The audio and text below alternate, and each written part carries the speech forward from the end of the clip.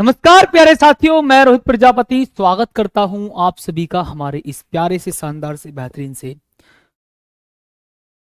Application पर toppers 2025 बैठे हैं। और स्वागत करते हैं सभी प्यारे साथियों का बहुत बहुत प्यार के साथ शानदार तरीके से। एक बार सभी प्यारे साथी कमेंट करके बताएंगे आप सभी कैसे हैं, और आप सभी के माता पिता को एक प्यार भरा प्रणाम करता हूं बहुत बहुत शानदार तरीके से। सभी साथी बच्चे बहुत बहुत प्यार के साथ गजब तरीके से जुड़ जाइए, ठीक है जी।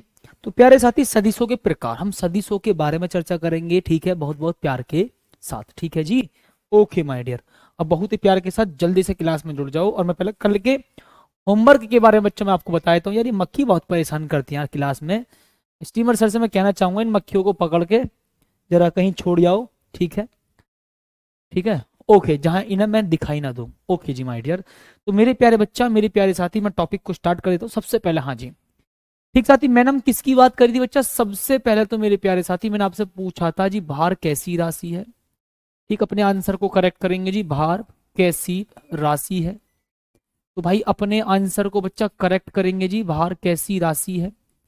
ठीक, तो साथी इसका भैया आपको बहुत प्यार के साथ जवाब मिल जाना चाहिए जी। ये आपकी कैसी राशि है जी? सदिश राशि। कैसी राशि है साथी? ये सदिश राशि। ठीक यार, ये मक्खी परेशान कर रही है। तो बच्चा भार कैसी राशि है जी? सदिश राशि। ठीक है, ओके। अब बताओ दूसरा कौन सा बच्चा, मैंने दूसरा कौन सा बताया था? बहुत बहुत प्यार के साथ गजब तरीके से माय डियर, सुंदर तरीके से मुझे बता दो, ठीक है। हाँ जी। और दूसरा बच्चा कौन सा पूछा था बताओ जी, आप कौन सा पूछा था साथी, बताओ। ठीक, संवेग पूछा था या आवेग पूछा था? बताइए एक बार सभी मेरे प्यारे साथी कमेंट करके बताएंगे जी, संवेग पूछा था या आवेग पूछा था? एक बार कमेंट करके बता दो जी, संवेग पूछा था या आवेग पूछा था? हालांकि दोनों ही सदिश राशि हैं। ठीक, संवेग पूछा था या आवेग पूछा था, दोनों ही सदिश राशि हैं, ठीक है। तो साथ ही मैं यहाँ पर बात करूंगा जी, संवेग कैसी राशि है जी? संवेग कैसी राशि है? संवेग कैसी राशि है? ठीक है जी साथी, ओके जी बच्चा, संवेग कैसी राशि है, ठीक है जी माय डियर, मेरे प्यारे साथी बहुत ही प्यार के साथ सुनो। तो मैं बोलूंगा जी ये कैसी राशि है जी? ये भी आपकी एक सदिश राशि है। कौन सी राशि है जी बच्चा? ये भी मेरे प्यारे साथी आपकी एक सदिश राशि है, ठीक है जी, ओके। तो ये है मेरे लाल मेरे पीलो कॉन्सेप्ट। अब जरा हम आगे आ जाते हैं बहुत प्यार के साथ सदिशों का निरूपण। अब हम किसकी बात करेंगे जी प्यारे बच्चों? हम प्यारे साथी बात करेंगे जी सदिशों के निरूपण की। ओके, तो देखो जी, जो भी सदिश राशि होती है हम उनको ग्राफीय विधि, मतलब ध्यान सुनो जी, ग्राफीय रूप से एक तीर लगा करके प्रदर्शित करते हैं। बात को प्यार के साथ फील करना जी। जो भी सदिश राशि होती है हम उसको ग्राफीय रूप में एक तीर द्वारा प्रदर्शित करते हैं। जो भी सदिश राशि होती हैं हम उनको ग्राफीय रूप से एक तीर लगा करके प्रदर्शित करते हैं। ठीक, सपोज करो बच्चा, जैसे सपोज करो माय डियर, मैं आपसे कह दूं बहुत प्यार के साथ, जैसे कि अगर मैं आपसे यहां पर कुछ ऐसा डायरेक्शन का कॉन्सेप्ट कह दूं जी, ऐसे। यार ये मक्खी बहुत परेशान कर रही है बच्चा, पगलेट हो का मक्खी, ए मक्खी तुम पागल हो का। चलो देखो जी, ऐसा समझो साथ ही मैं यहाँ पर आपको डायरेक्शन रिप्रेजेंट कर देता हूँ जी बहुत प्यार के साथ। ठीक माय डियर, मैं यहाँ पर डायरेक्शन को रिप्रेजेंट करूंगा बहुत पहले से, ठीक है जी। और हमारे स्टीमर सर ने पूरे स्टूडियो में बहुत अजीब सी बदबू कर दी है, ठीक है। बाकी इनका सहयोग है बहुत खतरनाक। और अगर मैं अभी बेहोश हो गया किसी महक को सूंघ करके तो इसके जिम्मेदार हमारे देवेंद्र स्टीमर सर होंगे, ठीक है जी। स्टीमर सर का ही योगदान है बच्चा, ओके, ठीक है जी, बिल्कुल ठीक बच्चा।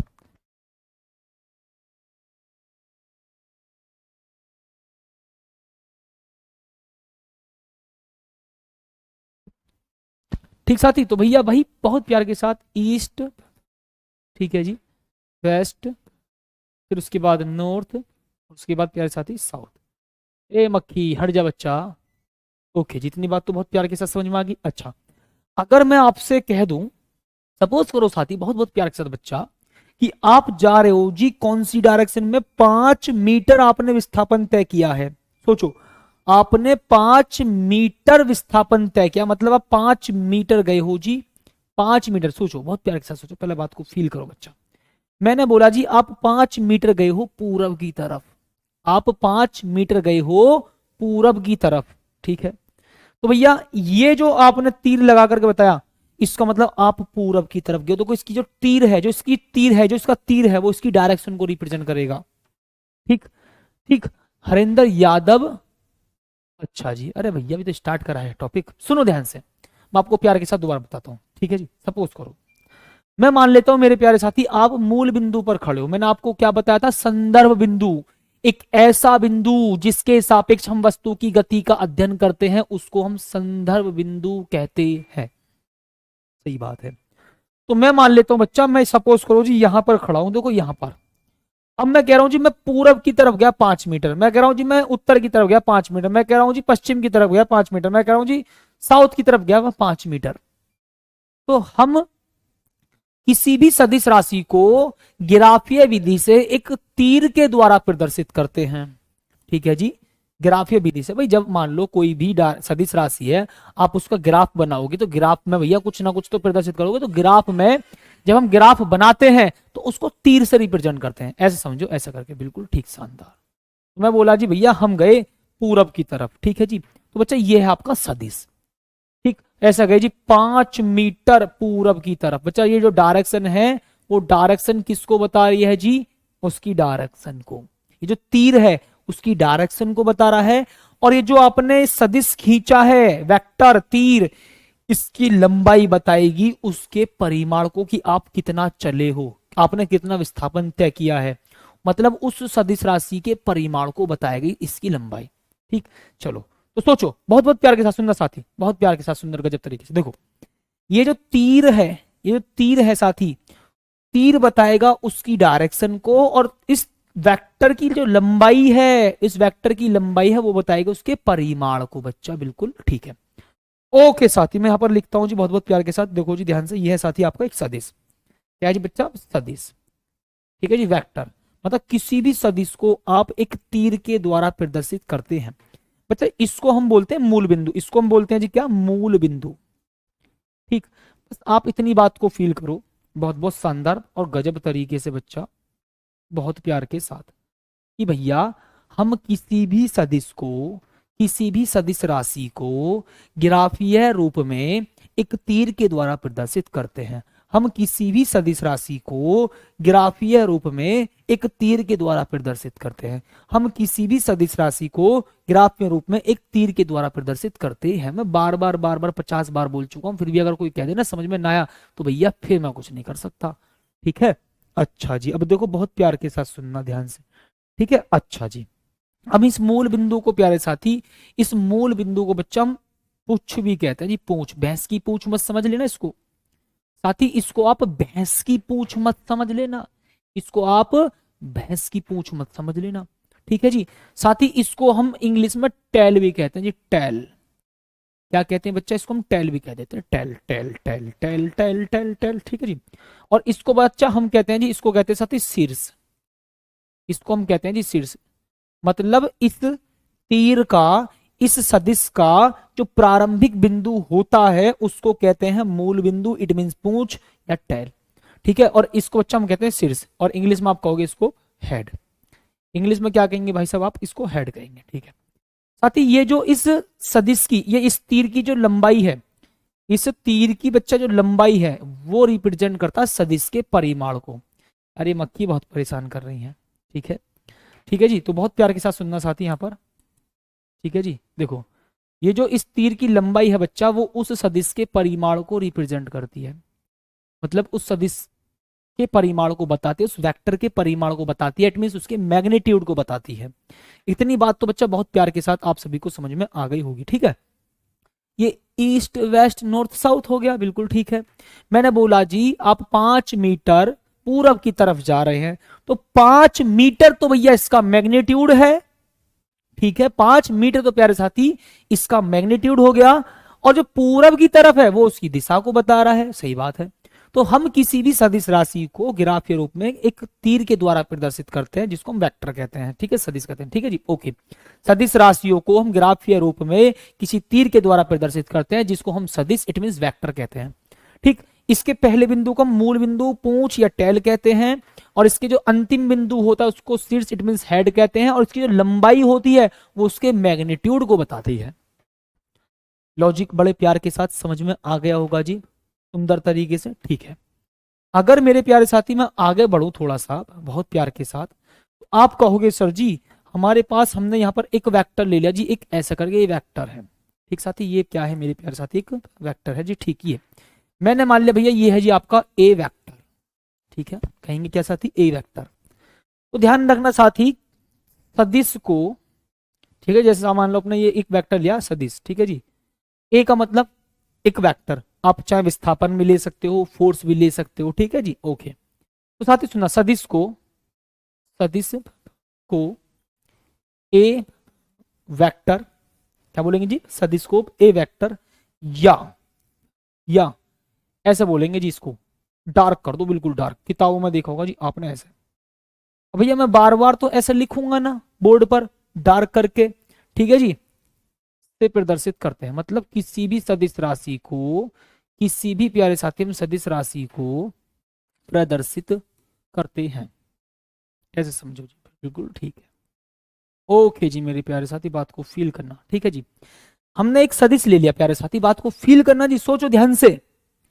हमने बोला बच्चा कि हमने एक सदिश लिया और मैंने उसको बोला ए है, ए वेक्टर, तो हम सदिश को ए वेक्टर या ए को डार्क करके लिखेंगे, हम इससे प्रदर्शित करते हैं।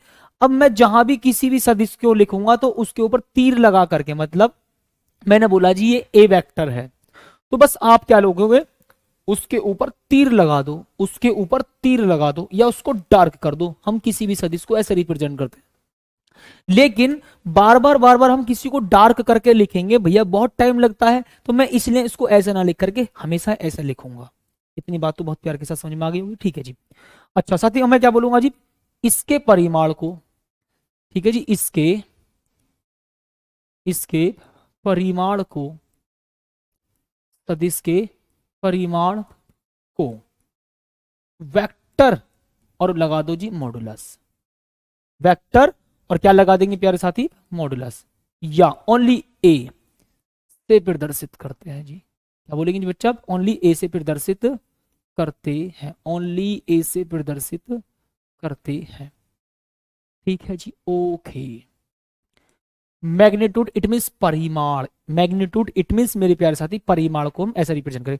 अभी हम क्वेश्चन में आगे बढ़ेंगे तब मजा आएगा वास्तव में, अभी तो मैं बिल्कुल बेसिक इंफॉर्मेशन दे रहा हूं। मैंने बोला जी एक सदिश है ए वेक्टर, मैंने बोला जी एक सदिश है ए, ठीक है, तो मैं इस सदिश को कैसे लिखूंगा, ए के ऊपर तीर लगा करके लिखूंगा या उसको डार्क कर दूंगा। मैं बोला जी मैं उसके ऊपर एक तीर लगा दूंगा या उसको डार्क कर दूंगा, इतनी बात है, ठीक है जी। और इसके मैग्नीट्यूड को, मतलब इसकी जो लंबाई है, इस रेखा की लंबाई, इस तीर की लंबाई उसके परिमाण को बताती है। बट परिमाण को निकालोगे कैसे, मतलब बच्चा परिमाण को निकालोगे कैसे, वेक्टर का मतलब होता है सदिश, बार बार बोल रहा हूं। तो इसके परिमाण को ऐसे लिखते हैं, देखो ऐसे लिखते हैं बच्चा, मैं लिखने की बात कर रहा हूं, मैं ओनली लिखने की बात कर रहा हूं जी। आप किताब में नोटबुक में कैसे लिखते हैं, तो जहां भी अगर मैं इस ए वेक्टर तीर जो लिख रहा ना ऊपर, ए वेक्टर बोलूंगा इसको, ए वेक्टर का जो मॉडुलस लिखना है, मॉडुलस का मतलब परिमाण, साइड में दो डंडे खींच देना, या फिर उसके ऊपर से तीर हटा देना, या फिर डंडे भी हटा देना, ओनली ए लिख देना। तो ये जो दो डंडे खींचे हैं साइड में, या फिर ओनली ए, ये बताएंगे उसके परिमाण को, ये बताएंगे प्यारे साथी उसके परिमाण को। ये मॉडुलस होता है, मॉडुलस बच्चा, ठीक है, साइड के जो होता है मॉडुलस होता है। अभी आगे समझेंगे, अभी बच्चा बहुत टाइम है, अभी बहुत सारी चीजें सीखने, एकदम से दिमाग में मत लेकर आओ क्या होगा, अभी धीरे धीरे आराम से सीखेंगे जी, ठीक है, पेशेंस के साथ। ओके देखो, अब आपने इतना तो ठीक है जी सीख लिया। मैं कहूंगा बच्चा आपसे, ठीक है जी, सपोज करो कोई वस्तु बिंदु ए पी से क्यू की तरफ जा रही है, कोई वस्तु, कोई व्यक्ति पी से क्यू की तरफ जा रहा है, या मैं यूं कहूं कि पी से क्यू की तरफ फोर्स लग रहा है। सपोज करो फोर्स एक सदिश राशि है, सोचो फोर्स एक सदिश राशि है, मैंने बोला बच्चा बिंदु पी से क्यू की तरफ एक फोर्स लगा है, इधर साइड फोर्स लगा है इस डायरेक्शन में, ठीक है, तो इसकी जो लंबाई है उस फोर्स के मैग्नीट्यूड को बताएगी, उस फोर्स के मैग्नीट्यूड को बताएगी, और जो तीर है उसकी डायरेक्शन को बता रहा, मतलब फोर्स किधर लग रहा है, इस डायरेक्शन में। सोचो, ऐसे समझो, सोचो ऐसे समझो, ये एक ब्लॉक है, इस पर आप फोर्स लगा रहे हो इधर। तो भैया ये जो तीर है, ये जो तीर है साथी, ये किसको बता रहा है, ये उसकी डायरेक्शन को बता रहा है। तो फोर्स किस डायरेक्शन में ना, इधर। फोर्स किस डायरेक्शन में लग रहा है, इधर। मैं फोर्स इधर भी तो लगा सकता हूं, तो अब फोर्स की डायरेक्शन इधर है, सही बात है। डायरेक्शन इधर, ये डायरेक्शन इधर, ये डायरेक्शन इधर, ये डायरेक्शन इधर, बराबर परंतु विपरीत। चलो हटाओ इसको। तो कुल मिलाकर के बच्चा मैं बोल रहा हूं जी, हमने फोर्स लगाया बिंदु पी से क्यू की तरफ, और ये जो इस तीर की जो लंबाई है, इस तीर की जो लंबाई है उसके परिमाण को बताएगी। जो तीर की लंबाई है वो उस फोर्स के परिमाण को बताएगी, ठीक है जी। तो भैया मैं इस सदिश को कैसे लिखूंगा जी, इस सदिश को कैसे लिखूंगा जी, सोचो सोचो। तो मैं बोलूंगा जी पी क्यू वेक्टर है, क्या है साथी, ये पी क्यू वेक्टर है, ठीक है जी, क्या है साथी, ये पी क्यू वेक्टर है। मैं इस सदिश को क्या बोलूंगा प्यारे बच्चा, मैं इस सदिश को क्या बोलूंगा, सोचो इस सदिश को बच्चा मैं क्या बोलूंगा, बताओ जी मुझको एक बार। बच्चा ये होगा पी क्यू, पी से क्यू की तरफ गए, तीर लगेगा इधर, ठीक है, पी से क्यू की तरफ गए। अच्छा एक बात सोचना ध्यान से, ठीक है। मैं अगर इसके परिमाण की बात करने लग जाऊं, अगर साथी मैं इसके परिमाण की बात करने लग जाऊं, तो भैया परिमाण क्या होगा माय डियर, यहाँ पर परिमाण बताओ बच्चा, परिमाण। तुम कहोगे sir G P Q vector का मॉडुलस इसके परिमाण को बताएगा, अभी निकालेंगे भी परिमाण हम, इसके क्वेश्चन भी चलेंगे, इसका मान भी निकालेंगे, तो बहुत शानदार तरीके से, ठीक है। अच्छा मैं कह दूं साथी, मैंने फोर्स लगाया क्यू से पी की तरफ, किधर बच्चा, मैंने लगाया जी फोर्स क्यू से पी की तरफ, मतलब कोई सदिश है पी से क्यू से पी की तरफ, फोर्स लगा लो, या मैं कह रहा हूं जी मैं क्यू से पी की तरफ गया हूं सीधा सीधा, ठीक है, तो विस्थापन है। ओके अब सोचो, ओके बच्चा बहुत बहुत प्यार के साथ, अब बिंदु क्यू से बिंदु पी तक गए, दो बिंदुओं के बीच की न्यूनतम दूरी को, दो बिंदुओं के बीच की न्यूनतम दूरी को विस्थापन कहते हैं, ठीक है। अब सोचो इस सदिश का नाम क्या होगा बच्चा, सोचो, बहुत सारे बच्चों को दिमाग में आ रहा होगा, बहुत सारे बच्चों के दिमाग में, यार ये मक्खी वक्की कहाँ है, बोर्ड काम नहीं कर रहा, मक्खी बैठी होगी कहीं पर। ओके जी देखो, तो भैया सुनो बहुत प्यार के साथ, सदिश, इस सदिश का नाम बताओ जी मुझे। अब हम इस सदिश को कैसे रिप्रेजेंट करेंगे बताओ मुझे एक बार शानदार तरीके से। तो आप कहेंगे सर जी इसको मैं लिखूंगा क्यू से पी की तरफ गए हो, क्यू से पी की तरफ गए हो। अब तुम कह रहे हो सर जी जब इधर जा रहे तो तीर आपने इधर लगा लिया, अच्छा जी, अब हम इधर गए हैं तो तीर इधर लगेगा है, ऐसे कभी मत करना, ऐसे कभी मत करना भैया बच्चा, कभी भी मत करना ऐसे तो, ठीक। इतनी बात तो बहुत प्यार के साथ समझ में आ गई होगी, ठीक है जी। ओके साथी, तो भैया बहुत बहुत प्यार के साथ सुन लो, आपको ऐसे तीर नहीं लगाना, आप क्यों से पी की तरफ गए हो, ठीक है। वेक्टर पर हम तीर हमेशा ऐसे ही लगाते हैं, वेक्टर पर हम तीर हमेशा ऐसे लगाते हैं, चाहे फोर्स हो एफ वेक्टर, चाहे विस्थापन हो एफ वेक्टर, मतलब सबको ऐसे रिप्रेजेंट करते हैं, ठीक है। फोर्स हो एफ वेक्टर, एस का मतलब विस्थापन, कहीं भी आप एस से मत लिख देना जी, ये बच्चा लिखने का क्या है जी गलत तरीका, ये बच्चा लिखने का क्या है जी गलत तरीका। तो हम सदिश राशियों को उनके ऊपर तीर लगा करके प्रदर्शित करते हैं, और ग्राफीय विधि से, ग्राफीय रूप में हम एक तीर द्वारा उसको प्रदर्शित करते हैं, ठीक है जी। ये संकेत है बच्चा, हम इसको कैसे रिप्रेजेंट करेंगे, फोर्स को हम लिखेंगे एफ वेक्टर, विस्थापन क्या लिखेंगे एस वेक्टर, ठीक है। फोर्स को लिखेंगे एफ वेक्टर, विस्थापन को कैसे लिखेंगे एस वेक्टर, वेलोसिटी को कैसे लिखेंगे, वेलोसिटी को कैसे लिखेंगे एस वी वेक्टर, ठीक है। तो हम किसी भी सदिश राशि को उसके ऊपर तीर लगा करके प्रदर्शित करते हैं, और ग्राफीय विधि से ऐसे तीर लगा करके प्रदर्शित करते हैं। ये तीर बताएगा उसकी दिशा को, और इस तीर की लंबाई बताएगी उसके परिमाण को। इतनी बात प्यार के साथ समझ में आई, ओके जी, ठीक, इतनी बात ठीक है जी। तो अब आप कहोगे सर जी इसका परिमाण बता दो हमें, भैया तो परिमाण सुन लो बच्चा, परिमाण सुन लो माय डियर, यहाँ पर गजब तरीके से, क्यूपी वेक्टर का, क्यूपी वेक्टर का मॉडुलस, क्यूपी वेक्टर का मॉडुलस, ओए होए, चल धन्नो चल। ओके तो बच्चा बहुत प्यार के साथ अब आप यहां पर आगे आएंगे जी, सदिशों का वर्गीकरण, सदिशों के प्रकार, मतलब आपने सदिशों को कितने भागों में बांटा है, अच्छा जी, मतलब सदिशों के भी प्रकार होते हैं भैया, बिल्कुल होंगे, ठीक। अच्छा, इतनी बात तो आपको समझ में आ गई होगी। अब कहोगे सर जी सदिशों का वर्गीकरण। बेटा सबसे पहले मैं बात करूंगा समान सदिशों के बारे में। समान सदिश कौन से होते हैं? समान सदिश कौन से होते हैं? समान सदिश कौन से होते हैं? सोचो साथी, लॉजिक लगाना बहुत बहुत प्यार के साथ, सुंदर तरीके से माय डियर, बहुत ही प्यार के साथ साथी, गजब तरीके से फील करना मेरी बातों को। सोचो, समान सदिशों के बारे में पहले चर्चा करूंगा। सदिशों का वर्गीकरण, इट मीन सदिशों के प्रकार। तो मैं पहले बात करूंगा ओनली समान सदिश की। मैं मेरे प्यारे साथी पहले किसकी बात करूंगा जी? समान सदिश की। अब सोचो समान सदिश कौन से होते हैं? समान सदिश कौन से सदिश होते हैं? देखो जी, बहुत बहुत प्यार के साथ सुनना साथी, बहुत गजब तरीके से। देखो जी, मैं बोल रहा हूं प्यारे साथी, यहां पर हम समान सदिशों के बारे में। पहले मैं एक बार परिभाषा लिख दूं, ठीक है जी। देखो मतलब बच्चे मैं यहाँ पर लिखूंगा जी, वे सदिश, ध्यान सुनना, वे सदिश, वे सदिश जिनका परिमाण, जिनका परिमाण समान, परिमाण व दिशा दोनों समान, परिमाण व दिशा दोनों समान होती हैं। वे सदिश जिनका परिमाण व दिशा दोनों समान होते हैं।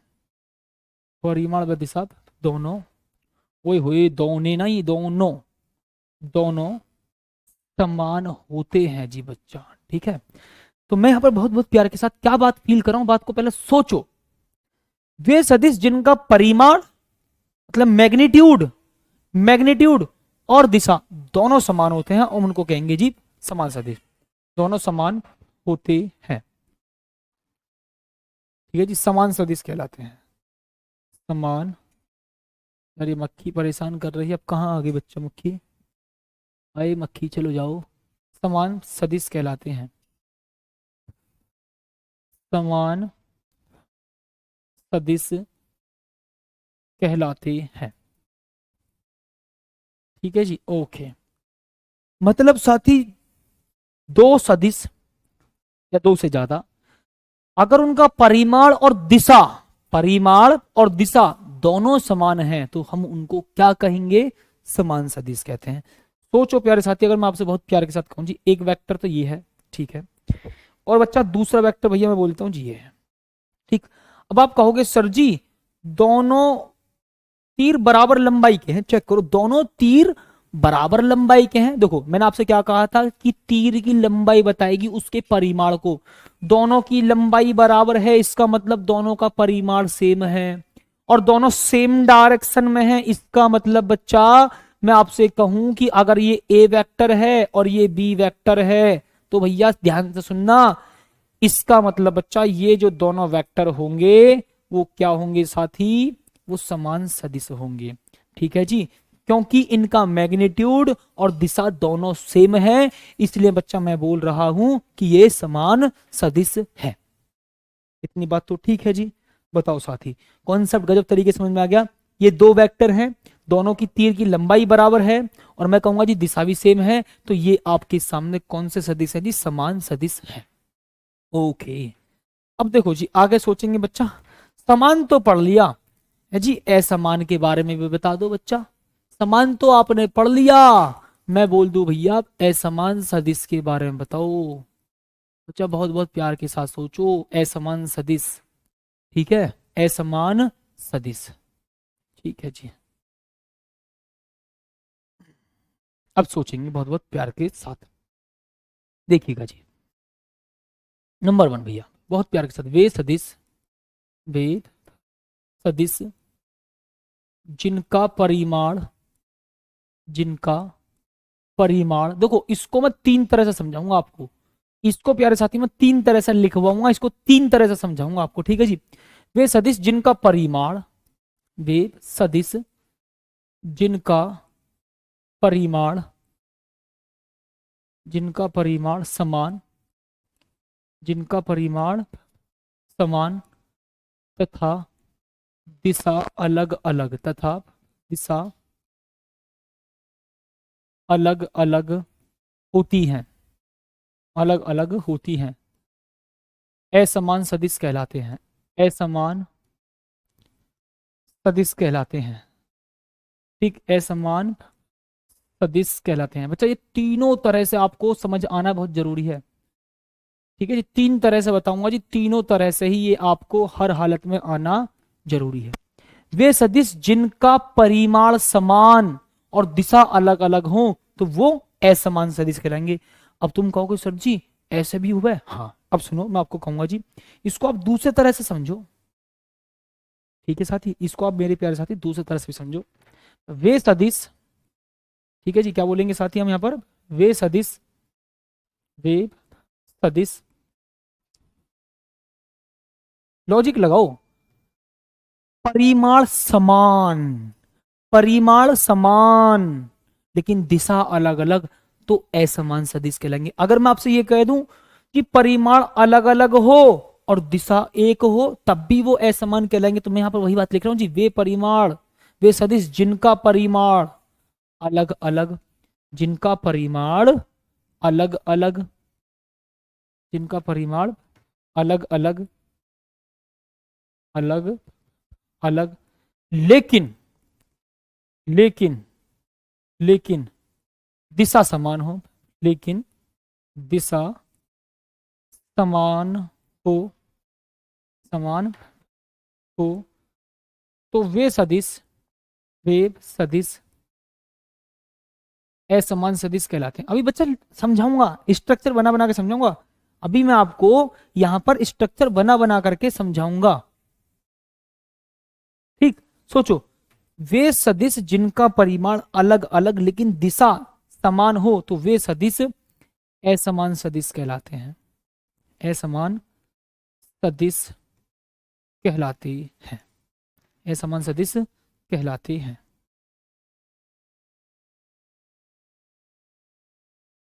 ठीक है, अच्छा जी, अगर साथी मैं यहाँ पर दूसरे तरह से बोलूं जी, अगर साथी मैं यहाँ पर दूसरे तरह से बोलूं जी सुंदर तरीके से, ओके अब इधर आ जाओ एक बार और। ठीक है, इधर आ देते हैं बच्चा यहाँ पर। ओके देखो, तो ये लॉजिक तो बच्चा आपको समझ में आ गया होगा कि जी वे सदिश जिनका परिमाण व दिशा दोनों, यार ये मक्खी परेशान कर रही है, सुनो जी। ठीक, वे सदिश जिनका परिमाण समान दिशा अलग अलग। ठीक है, अगर मैं कहूं जी परिमाण अलग अलग और दिशा समान, ठीक है, अगर साथी मैं यहां पर कह दूं आपसे बहुत बहुत प्यार के साथ सोचो अथवा करके कि वे सदिश, वे सदिश जिनका परिमाण, जिनका परिमाण व दिशा, व दिशा दोनों अलग अलग हों, दोनों, दोनों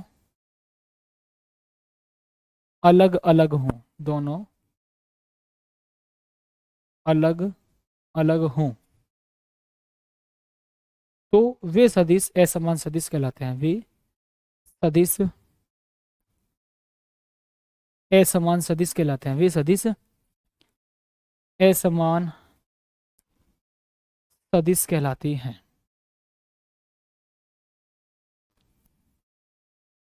वे सदिश असमान सदिश कहलाती हैं।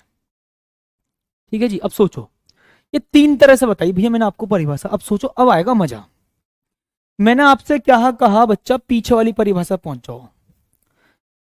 समान के लिए क्या होना चाहिए, समान के लिए, समान के लिए परिमाण और दिशा दोनों समान होनी चाहिए। अगर इनमें से कोई एक भी डिफरेंट हुआ, अगर दिशा समान हुई परिमाण अलग, परिमाण सेम हुआ दिशा अलग, परिमाण और दिशा दोनों ही अलग अलग, तो भैया मैं बोलूंगा जी क्या, कि भैया ये जो है वो है आपके असमान सदिश।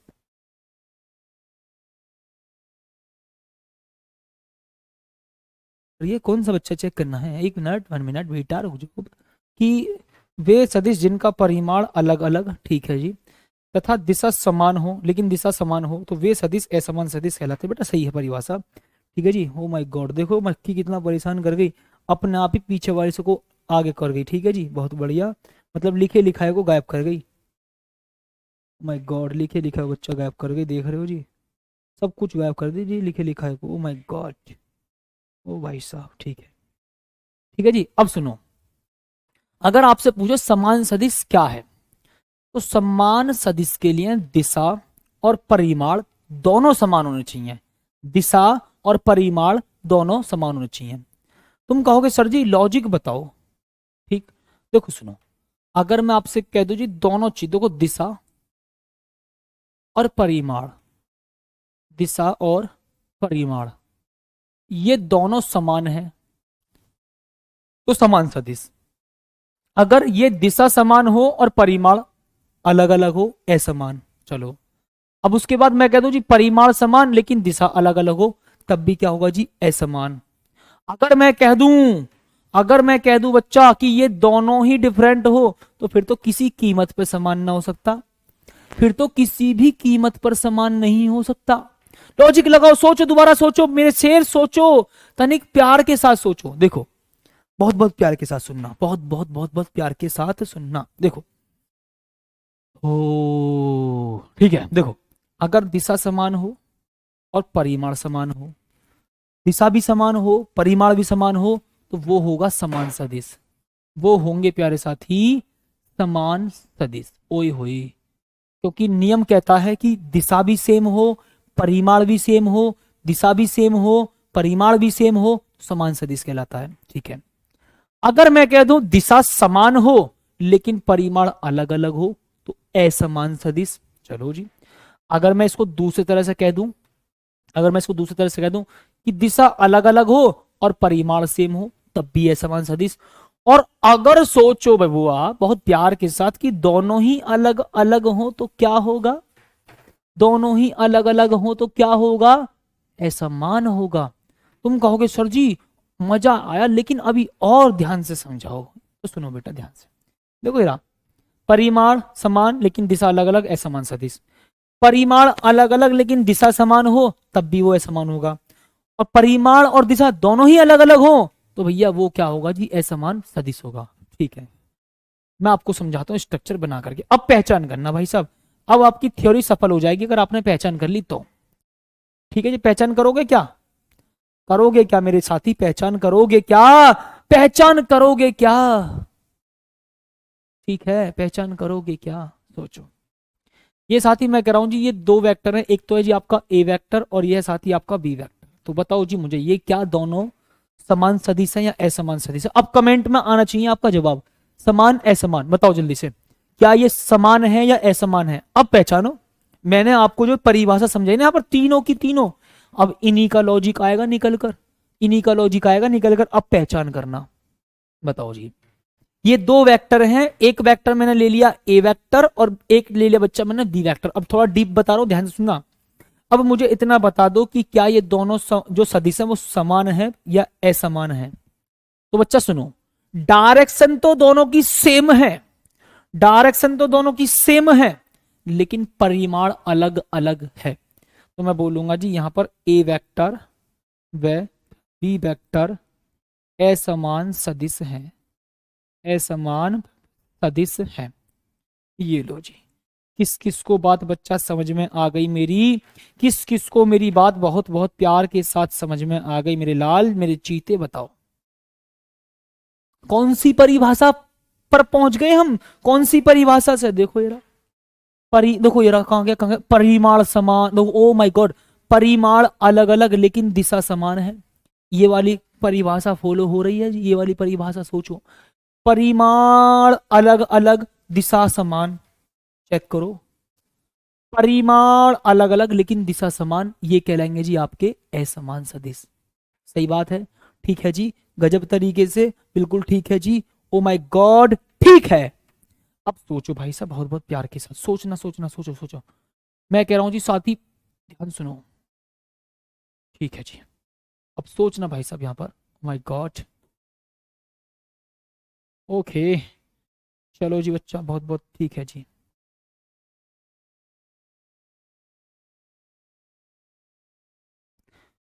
ठीक है जी साथी, मैं इसको एक बार नाप लेता हूँ जी, इधर बहुत प्यार के साथ माप लेता हूँ जी इसको मैं, पहले एक बार